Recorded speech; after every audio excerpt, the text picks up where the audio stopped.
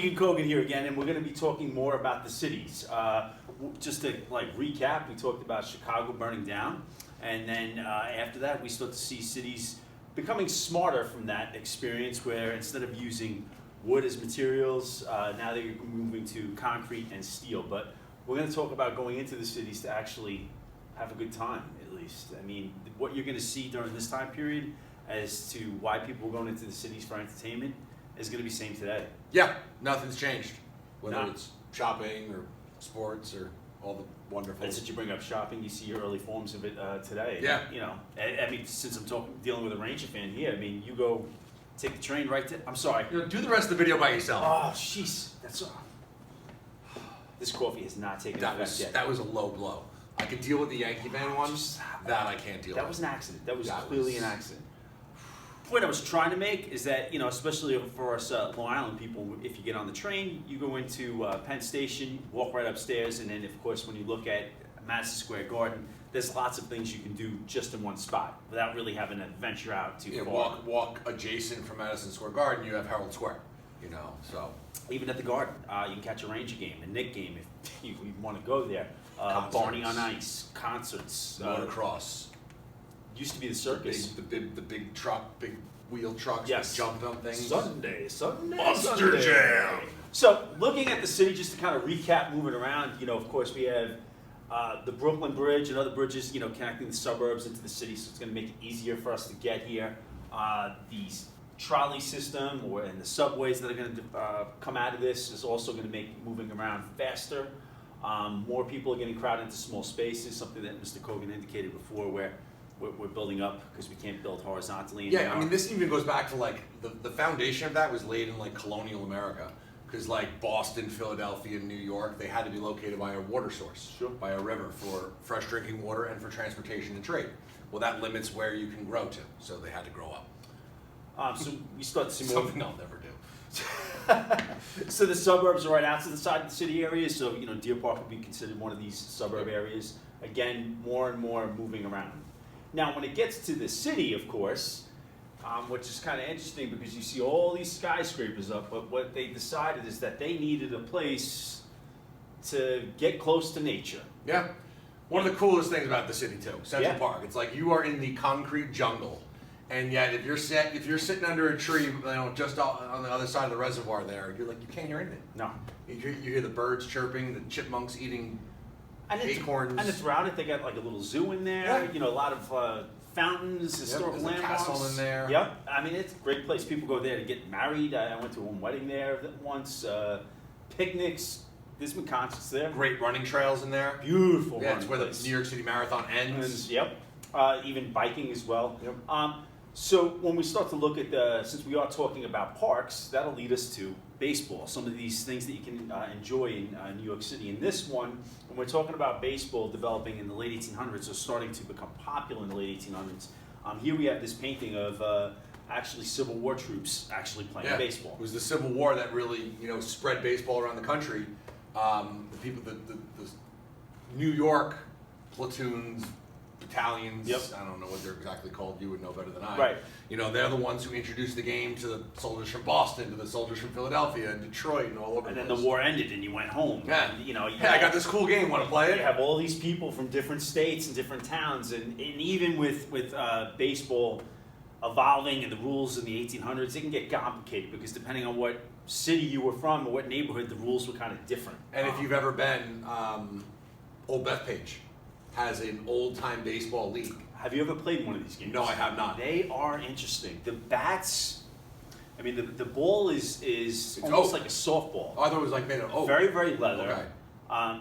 Very, very leather. Made of very thick leather, and then the baseball bats themselves were really huge. So when you hit that ball, there was it sounded violent. Yeah. But cool. Yeah, and they're not wearing gloves. You catch it on one bounce, it's an out. Yep. You could throw the ball at the person and they would be out. I mean, just imagine that. Like dodgeball. Oh yeah, and a lot of them, since you're bringing up Old Bethpage, you know, a lot of these games are played out in farm areas, open space. Yep. You know, a cow pie right there, so don't dive in that direction. So when we look at something like baseball becoming more popular, we also have this very famous poem, Casey at the Bat.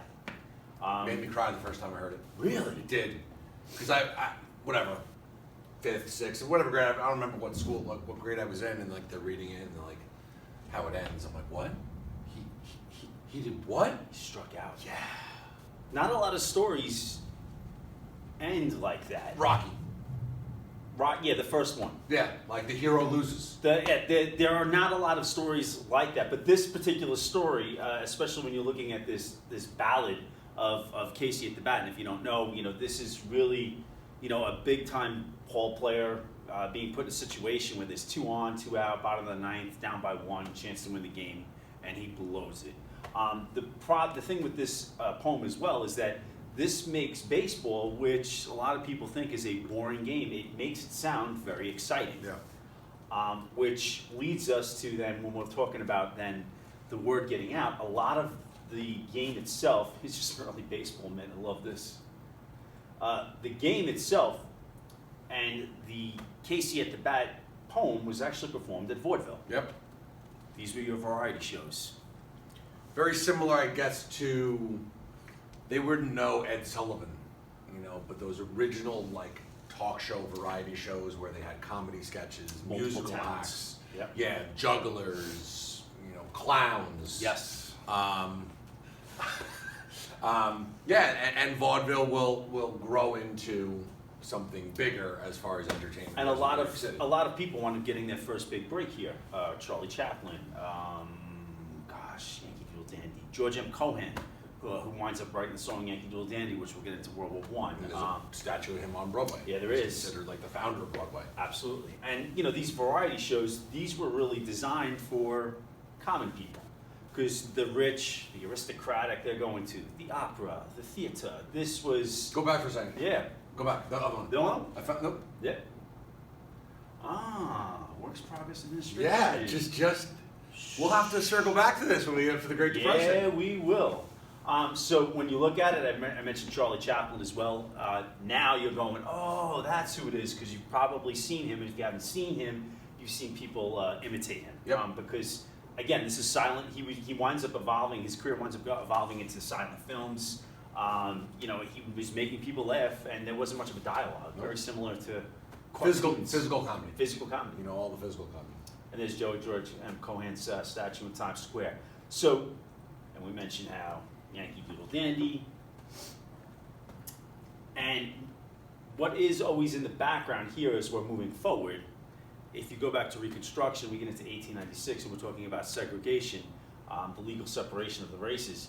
Again, this is one of these things where you had the legal separation of the races. You had vaudeville for white people and you had vaudeville for African Americans. So when we start to move into the cities and look at other popular sports that become popular, and the interesting thing is that we'll kind of like do a little bit of comparison. I mean, football. I almost wish we go back to these days. Really? No pads, leather helmets. I've said all along, but the way to make football safer, take the pads off. Take the helmets off. You think so? Are you going to lead with your head tackling somebody if you don't have a helmet on? Oh, that's a good point. Exactly. It's going to teach you to wrap up correctly. And But again, I mean, a violent game, the equipment was very basic at the time. You're talking like leather helmets. and all they could do was run. That was it. There was no forward pass.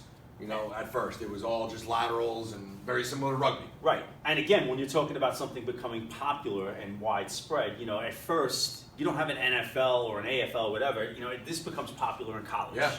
The NFL doesn't really get big until the 70s, I would say, when football in this country really starts to take off and slowly overtake baseball And then, as our pastime. Earlier on, talking about safety, Yeah. Theodore Roosevelt was big on making this game safe. Yeah. Because there were a lot of serious injuries and deaths associated with it. But when you look at the comparison between football then, The and athletes, the equipment. you could see that muscle becomes more and more important. Yeah. Even like a Babe Ruth. Would Babe Ruth be great today? Yeah. Yeah. The body pitchers, types the change. pitchers in the 1920s were only throwing about 75 to 85 miles an hour. The whole dead ball era, yeah. Now they're throwing 95 to 100. So that you definitely see that with this sport Oh, too. yeah. Basketball. Dr. James Naismith. It starts off with a basket and a ball. Indoor sport. And originally there was somebody on a ladder Yeah. who took the ball out, and then he's like, maybe we should cut a hole in the bottom. That's so funny. Yeah. And the funny thing is that when you're looking at basketball, it almost makes sense. Yeah. We can't resist rolling up a piece of paper and trying to launch it into the garbage bin. Mhm. It's human nature. Yep. Whether they do it or we do it, Yep. you can't resist it. It's like Kobe. Yep. And what's great about this is like Dr. James Naismith looked at the popular sports in America at the time: baseball, football. Both of those are outdoor sports. Right. You know, he's like, the kids in this country need something to do In the winter. indoors Yep. in the winter. He worked for the YMCA. Exactly. Cuts the bottom of a peach basket, puts it up 10 feet above the ground, and boom, there we go. So, as you know, Mr. Kogan was a big basketball player. Yes, I So was. this is him in 1906 on the basketball team. He was, Mr. Heeg was right. out of the picture. He was getting us water. I got cut. I didn't even make the team. Didn't even make the team. But when you're looking at this particular photo, and we're going to look at much more current ones, you're going to see the game has changed quite a bit. Yeah. You know, again, these are probably point guards. You know, this is 1906. Pretty big squad, right? Yeah. And when you look, if we go and do like a comparison here, you know, you could see, you know, one of the things we said before is that, you know, as we're moving forward, you know, you still have to keep in mind segregation is taking place. So you see a much more diverse sport. And it's international. You got, you know, Paul Gasol was from Spain. Jeremy Lin is of Asian descent. I don't remember this guy's name, but he's from Argentina. And obviously, you know, Kobe And of course, if you look at the arms, you know, two things that are different from 1906. You know, there's much more muscle involved, a lot of tattoos. And you can see with NBA players, you know, when they're doing that, you know, this is what's exposed when you're on the court. Yep. It looks cool. There's an intimidation factor in there, I'm Mhm. sure. You can see definitely it gets more Birdman. involved. Yep. Is that who it is? The Birdman. I forget his name. But I just Googled it, and there's your inventor of it. Now, the other pastime that we talked about in the city that you can do other than play sports. and it's amazing how this is dying. I know. You know, Macy's, Herald Square, the largest shopping department store in the world. I forget what the exact square footage is when you add up the 8 or 9 levels of the but the Macy's in Northport, where Comac is closed. Really? The brick and mortar stores are starting to close, but this was the destination. Hey, let's go to the city. Let's go to Macy's. Let's window shop along, especially Christmas time. You go Oh, there at the Christmas window time. displays were Let's amazing. window shop. Let's go in. There's a place to eat at the counter. You know, it was a whole day event to just go to Macy's. And the thing is that this is your first department store. Yep. You know, at one point in time, if you wanted shoes, you went to the shoe store. If you wanted shirts, you'd go to the clothing store, or whatever the case may be. Now you have separate departments. The men's departments, the women's department, the shoe department, the Sporting goods. sporting goods, tools, I think. Yeah, No, maybe eventually Macy's. electronics. Yeah, everything. And this same location is still there. Yep. And of course, you know, when you look at shopping, you're talking about Macy's, you know, they wind up getting a lot of advertising. Yep. Free. It's free right around this time because this is the Macy's Day Thanksgiving Day It's Parade. been canceled this year. And it has, which is unfortunate because usually, here we go. These are Where some is of our he? favorite- Where is he? Santa. There he is. Aw, Kris So then- Kringle. Thanksgiving marks the beginning of the shopping, holiday Black season, Friday, there's which we've Black already done Friday, lessons shopping on. But then, you know, you also start to see a lot of this movie coming out, Miracle on 34th Street, which takes place, it opens up with the Macy's Thanksgiving Day Parade. And the beginning of the story, the Santa Claus, who's going to be at the end of the Macy's Thanksgiving Day Parade, shows up a little intoxicated. They decide that they can't have him. This gentleman claims that he is Santa Claus and he can play Santa Claus, and there you have it. Miracle on 34th Street. And they spend the whole movie trying to prove that whether or not he is or he isn't Santa Claus. It's a great one. And the thing is that, you know, again, Macy's name is constantly being peppered out Yep. there throughout the holiday season. Oh man, I want to go to the city right now. Let's go. Let's just leave. We Anything can else be there we're in less missing than an hour. here? Anything else we're missing here? Nope. We got football, we got basketball. We got baseball. We Baseball. got shopping. We've got We got parks we and got a little bit of something recreation. for everybody here. All right. Let's go. The one thing we have to keep in mind, all of this is kind of bringing people together. Yeah. All of this entertainment, when we're talking about that, is going to unite Americans, bring them together with similar ideas and activities. Yeah. When I go to Citi Field and like the Mets actually win a game every once a month, you know, it's like you stand up, you high five all the people around you. You don't know them, but they're your friends. Yep. So. Thanks for watching.